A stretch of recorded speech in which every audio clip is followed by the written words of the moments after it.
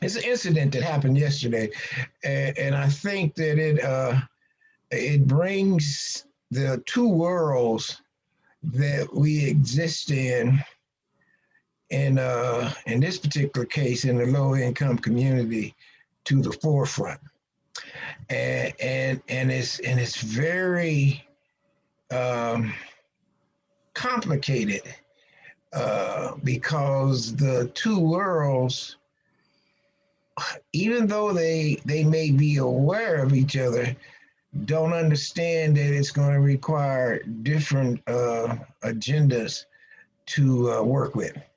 Now, the two worlds I'm talking about is the capitalistic world and the social science world. And I got a chance to be exposed to it yesterday morning. And regardless of what I had to say or was saying, it had no effect as far as the need to make money.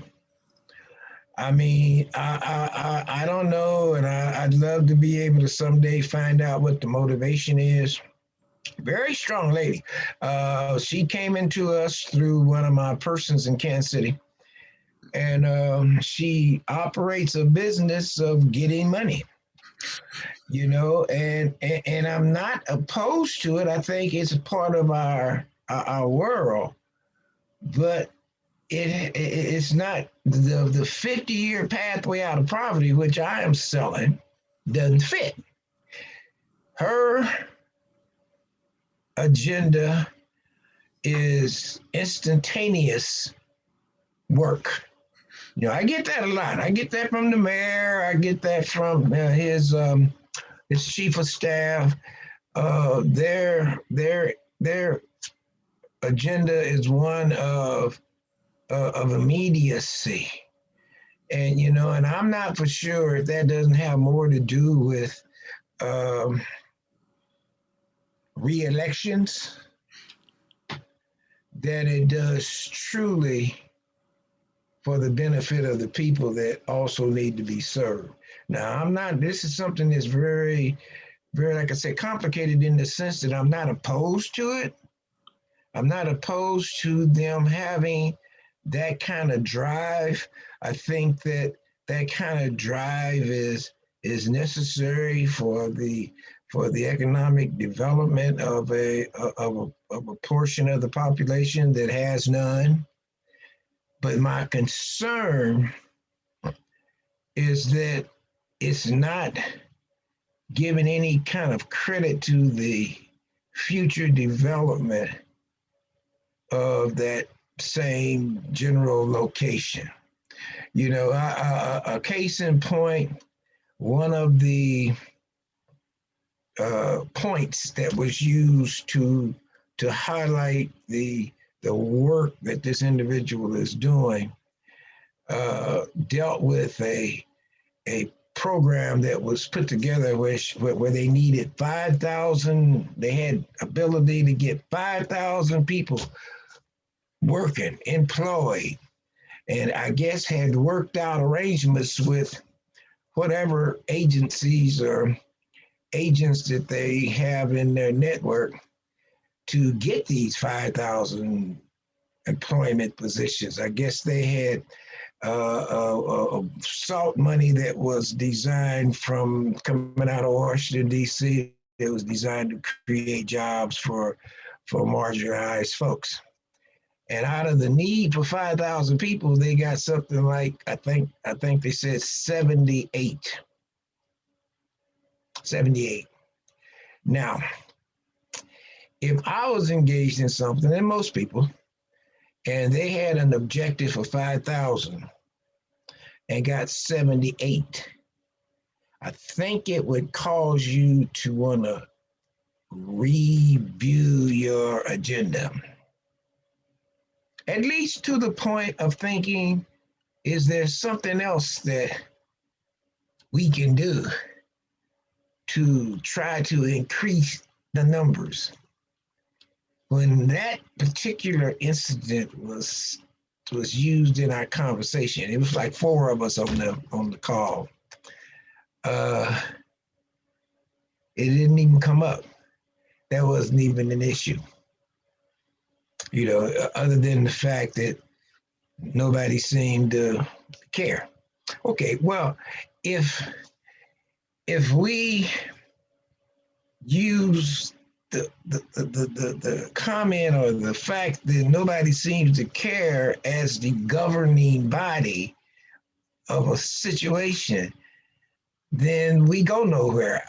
In my particular case, and most folks, I mean, in the environmental justice and social justice world, we try to figure out what is it we can do to prepare people to be in a position to take advantage of those kind of circumstances. In my world, I'm trying to figure out as a pathway out of poverty, how do we get people who are locked into this world of poverty to gain the marketable skills that's needed, so when an opportunity presents itself, it's not then that your concern for them being qualified becomes an issue.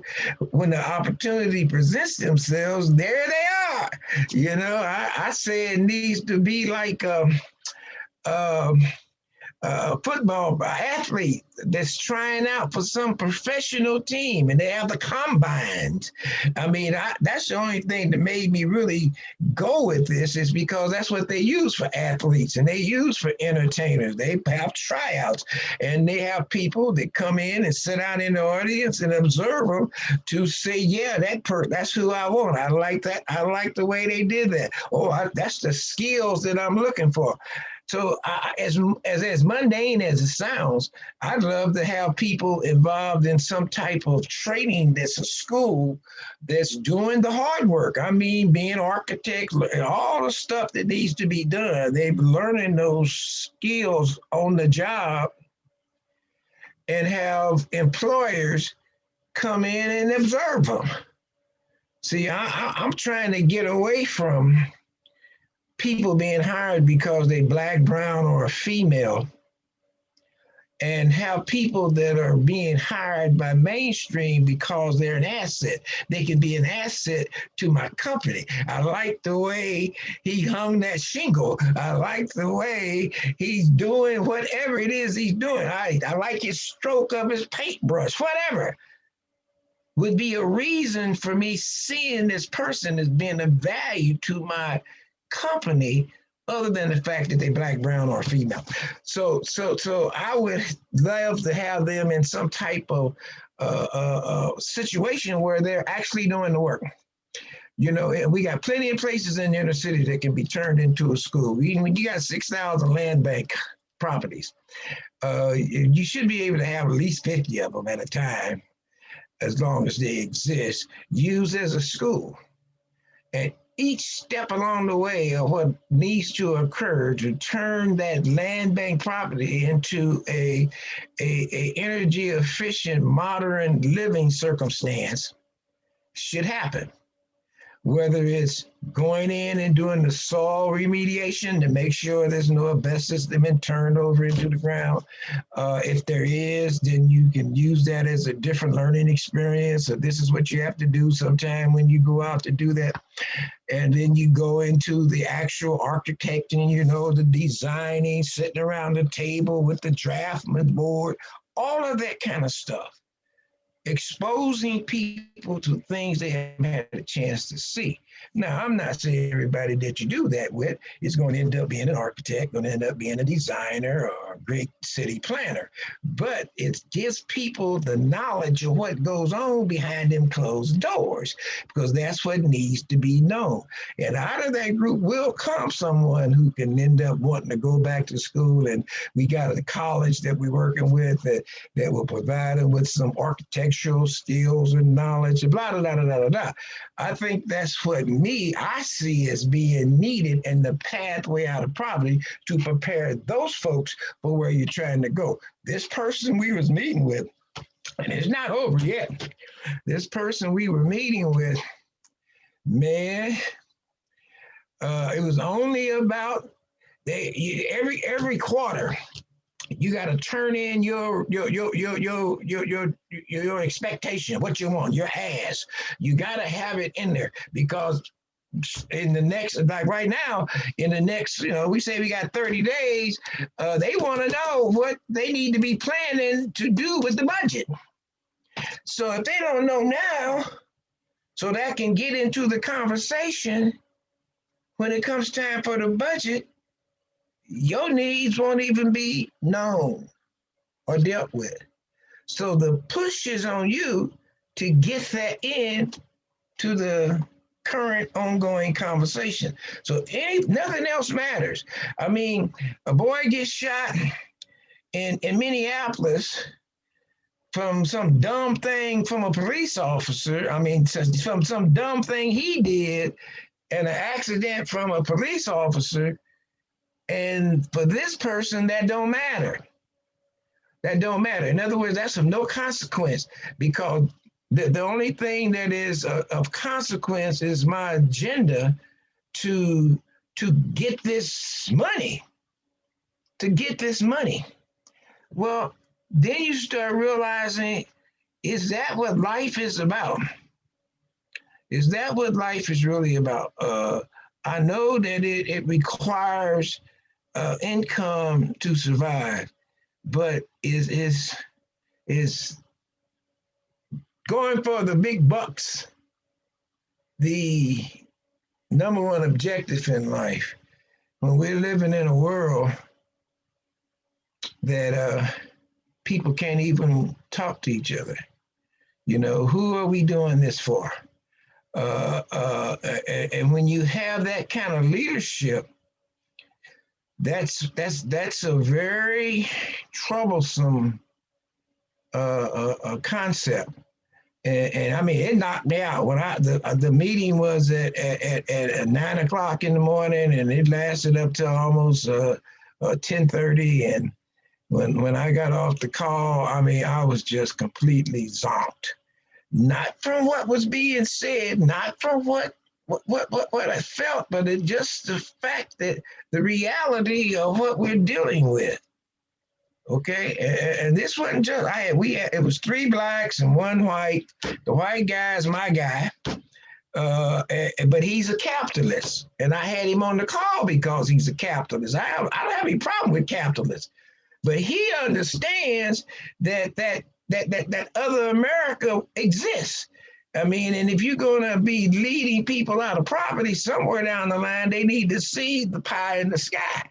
They need to see this is where I can go. And that's why we need each other, because this person needs to know I can do that too. That's going to be available. It's not going to always be on these damn land bank spots. This is something where you can move in the mainstream. I can become a contractor for those who are at that level. We got these up there in the streets in Minneapolis right now. You got those college graduates, 24 to 40 years old, out there in the street raising hell, protesting. Now, those are people who in some ways are legitimate, but they are being used just like the what do you call them? I don't even have a name for the white groups. We so used to just saying white groups. The ones that are what are the supremacists and all that kind of stuff, white supremacist groups, they mingle themselves in with disgruntled white groups and end up making it looks like that's a whole group of these right-wing folks.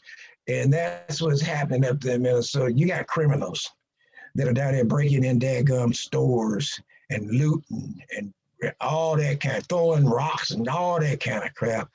And they use that as an opportunity to steal. That's their way of reacting. But it's taking what those 24 to 40-year-old college graduates are trying to say and do and destroying it. It's making it ugly, so nobody's listening. You got to have police that are up there now. They got a curfew up to about 8 o'clock, and they got to get up. They'll do the same thing again tonight. But I'm saying there has to be a way for reaching that 24 to 40-year-old group to show some prosperity in life over them being in a position where they are being misled into the negativity that these groups can do. And I think that's our.